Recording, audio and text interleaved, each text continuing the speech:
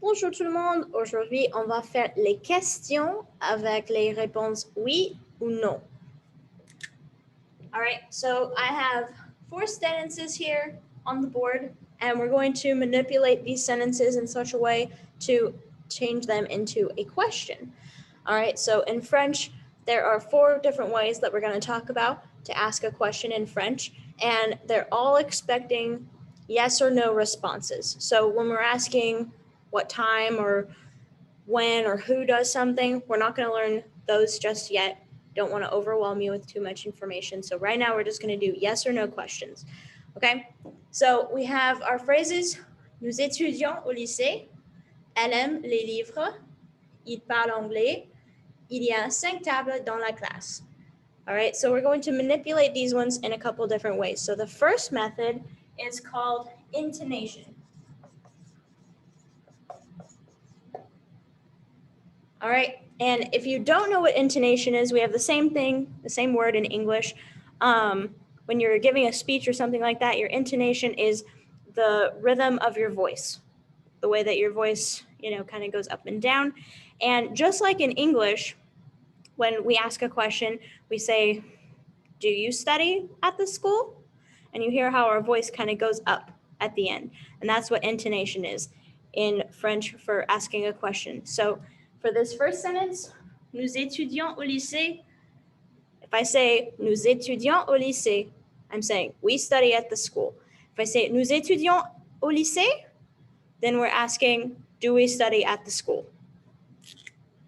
So that's just intonation. And the way that we symbolize that is we put a little increase arrow at the top of our question. Okay, so when we have a quiz, I will ask you guys to transform some of the statements that I give you into the different question forms based on the directions. And so if I ask you to do one with intonation, then all you'll have to do is put a question mark at the end of the sentence and put a rising arrow showing that your voice has to go up at the end. Nous étudions au lycée. All right, for the second way, and this one is also pretty easy, we use a phrase called est-ce que. Now, a lot of things in French don't translate word for word. So I don't want you to get too caught up with the meaning of est-ce que, but think of it as the equivalent of do you, or does whoever the subject is, does he, does she, that sort of thing when you ask this question. So est-ce que literally translated is it that? But we don't want to think about literal translations here. We want to just know that est-ce que is a way to ask a question, and it is the equivalent of does somebody do the thing or speak French or like dogs or whatever the statement may be. All right, so for example, if we have elle aime les livres, she likes books, all we would do is add est-ce que to the beginning of it. Let's do it over here.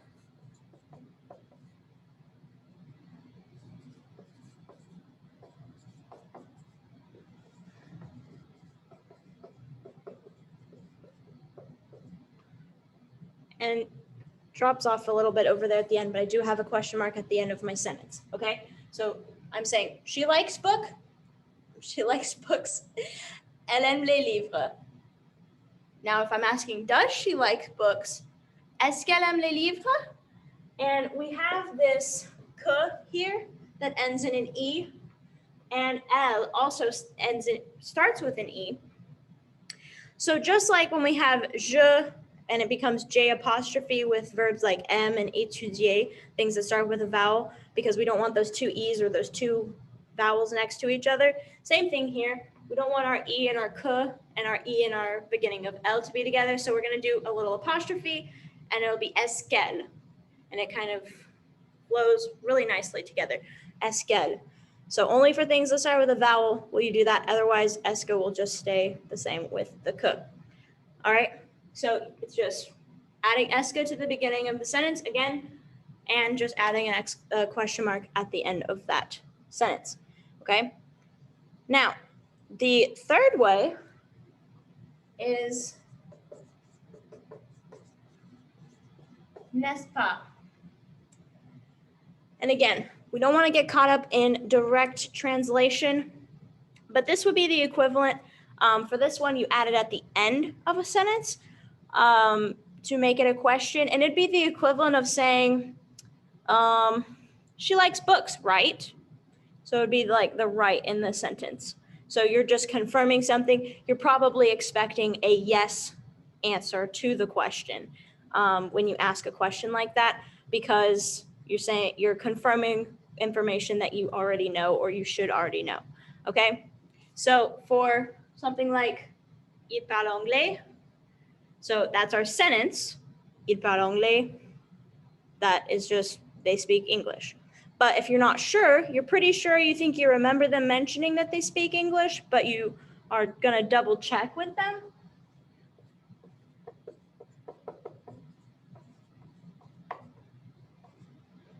Il parle anglais, n'est-ce pas? So we just add our n'est-ce pas to the end of the sentence. And then it goes from they speak English to they speak English, right? And there's a couple different variations in French that are like that. You might see non or oui also instead of n'est-ce pas. Il parle anglais, oui. Il parle anglais, non. They speak French. No. They speak French, yes. So you might have different things that go in there at the end of the sentence, but it's the same sort of thing. You're expecting the information that you are presenting in the question to be answered with a yes statement. It could still be answered with a no statement if it's not correct, if someone has a misunderstanding about the information that they thought they knew. Maybe those people speak French instead of English, and then they might, even if the question was il parle anglais, non, they could say non, il parle français. So you can change out a couple different things here and have the same sort of feeling to the sentence. All right, il y a 5 tables dans la classe. Again, this is our sentence. There are 5 tables in the class. So remember the expression il y a? We're going to use this constantly, and it means there is or there are. So even if you're talking about multiple objects, like table here, it's going to be the same, or il y a un garçon, one person, one boy. Il y a 5 people, 100 people, 10 people, doesn't matter. Il y a will stay the same. And it means there is or there are. All right, so the very last way of forming a question in French is called inversion.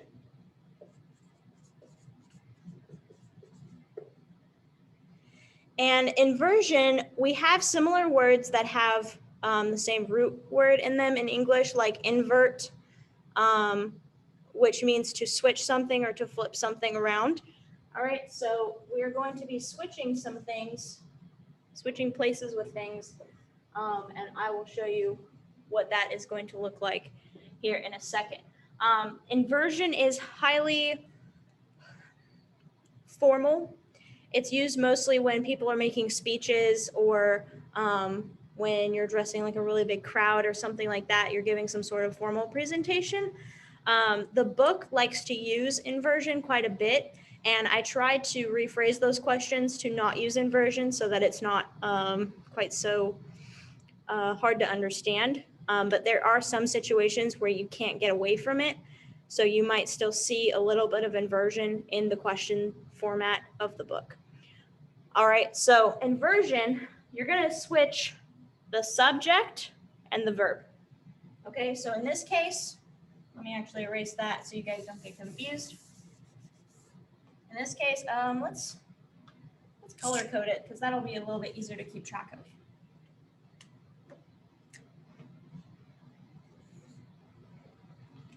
Okay, this is our verb,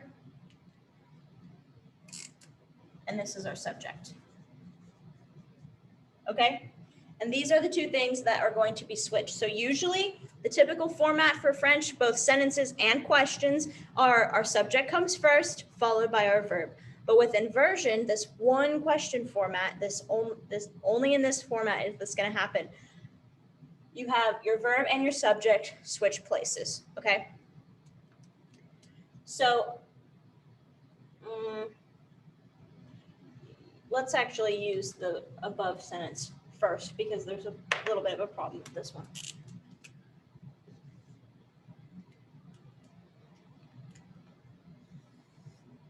All right, if we're pretending that this is back to our sentence again, we don't have any of these question words at the end of it.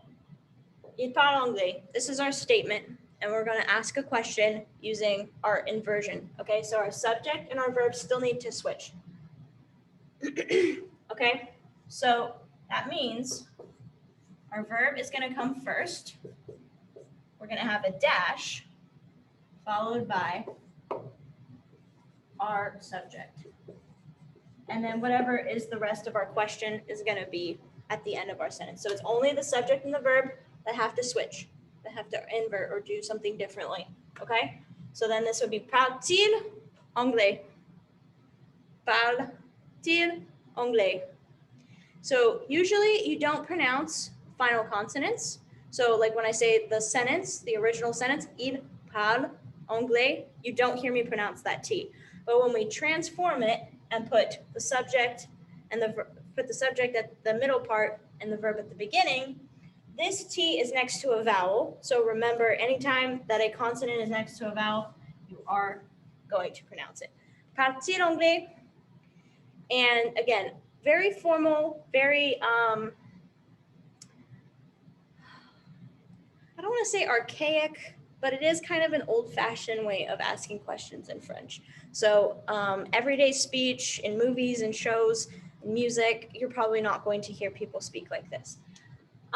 So the reason why I didn't want to do this sentence right off the bat is because of this pronunciation thing. There's going to be a little bit of an issue. All right, so when we put we're going to put our verb first.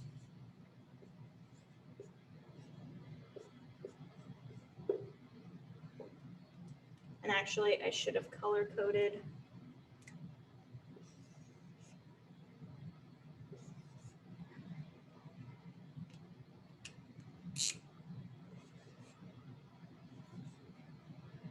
All right, so our verb was here. Actually, let's start with this one. Our verb was here, it went into the front. Our verb was here, or our subject was here, it went into the middle. Okay, so they switched spots. Same thing here. This is our verb, it goes in the front. This is our subject, it goes in the middle. Now,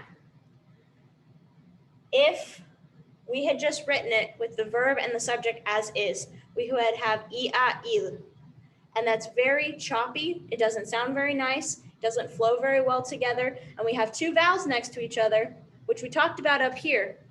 You don't want two vowels next to each other because it doesn't flow well, it doesn't sound good, and it sounds very robotic.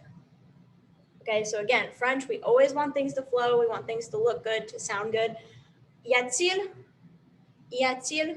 So we add this little T in here that is going to help us pronounce the second part of the word, and it kind of just flows together. Y a-t-il instead of y a-t-il. Y a-t-il.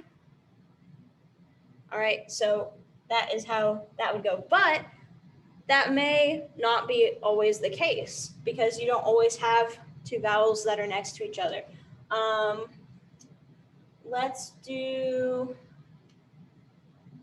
the first sentence in this format, in the inversion format.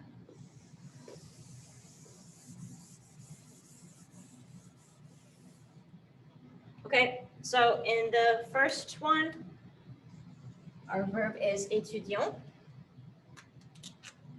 Our subject is nous. So by putting our verb first, just like we've done for all of the other ones. And again, don't forget your dash. It's just a stylistic thing.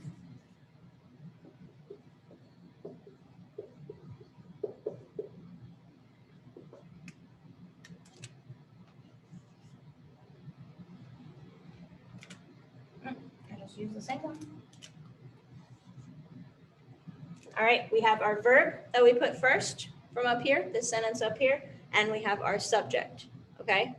And we switch to them in the proper inversion fashion. All right, so étudiant nous au lycée. So here we have an S followed by an N. neither of those are vowels, we don't have to do anything or add anything to it. We don't have to add a T. There's no pronunciation issues. Étudions-nous au lycée sounds perfect, flows very nicely together, so we don't have to add anything, okay? So only when you have two vowels next to each other, you have to do that. Let me think of another.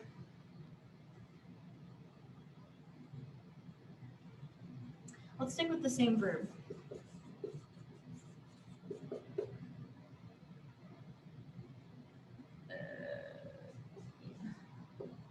Actually, no. Yeah. Stick with the same verb. So we have a vowel followed by a consonant.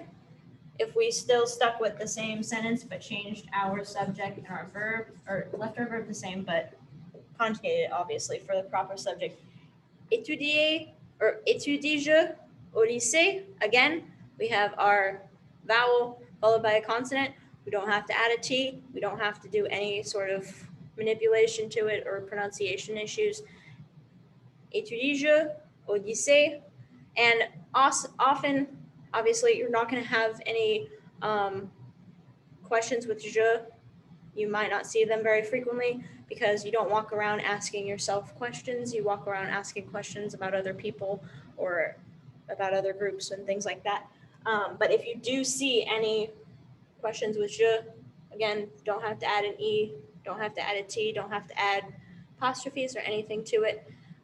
So it's only when you see two vowels together like A and I, or even if you have a consonant followed by a vowel, then you'll pronounce the consonant. You already have your T there, so you don't have to add a T like you did with this one. So let's do another example that you would have to add something to. Let's take this second sentence. Okay, so our verb is aimer. M, we're going to put at the beginning.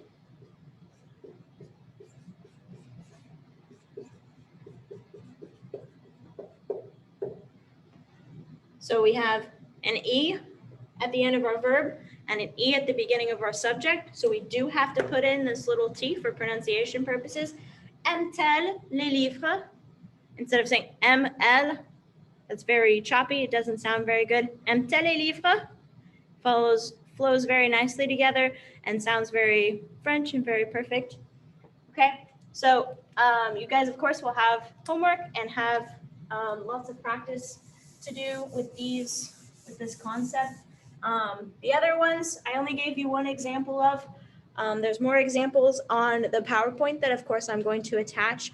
And there's other exercises that we're going to do in class that are in the PowerPoint that you can choose to practice along with us. If you feel like you need more practice with this concept. But intonation, remember, is just your voice going upward. So any of these sentences, I can use any of these formats with. I just wanted to use one example per format. So real quick, I'll just go ahead and transform each of these sentences into all four forms, okay? Nous étudions au lycée. That one was intonation. My voice went up at the end and that was it. Est-ce que nous étudions au lycée? That was just adding est-ce que to the beginning of it. Nous étudions au lycée, n'est-ce pas?